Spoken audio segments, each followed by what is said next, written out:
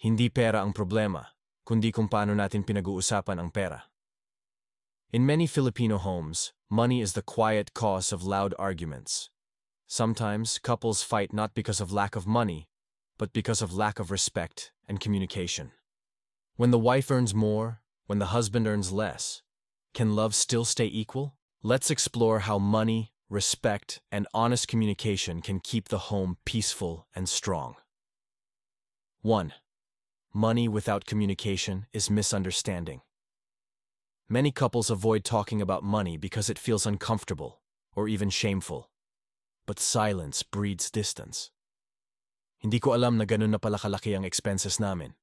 Akala ko, ako lang ang nahihirapan. Hindi ko naman sinasadya.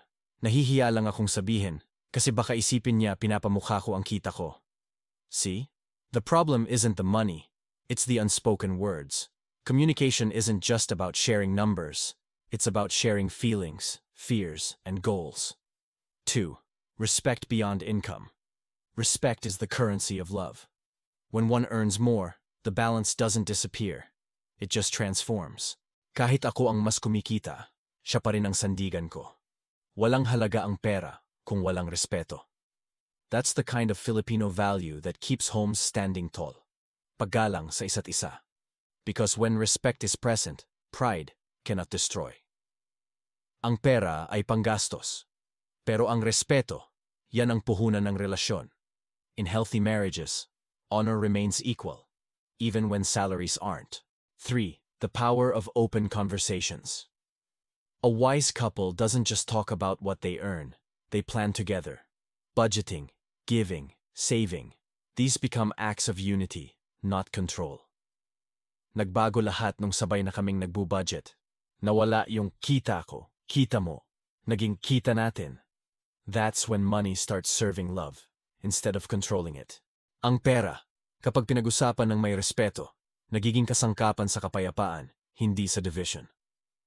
When couples pray, plan, and prioritize together, they protect not just their finances, but their faith in each other. 4. Humility. The hidden balance. Even the richest home can collapse when humility is missing. And even the simplest home can flourish when hearts remain teachable. Natutunan ko, hindi ko kailangang ipagyabang ang sweldo ko. Mas mahalaga kung paano ko ipapakita ang pagmamahal.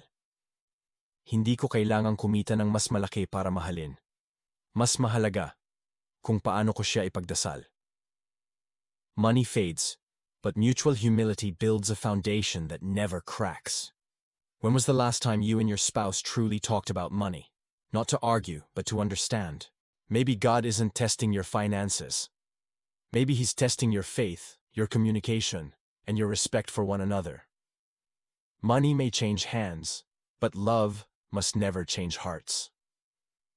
Pag may respeto, may pagkakaintindihan. Pag may komunikasyon, may direksyon. In the end, keeping balance in marriage is not about dividing power. It's about multiplying understanding.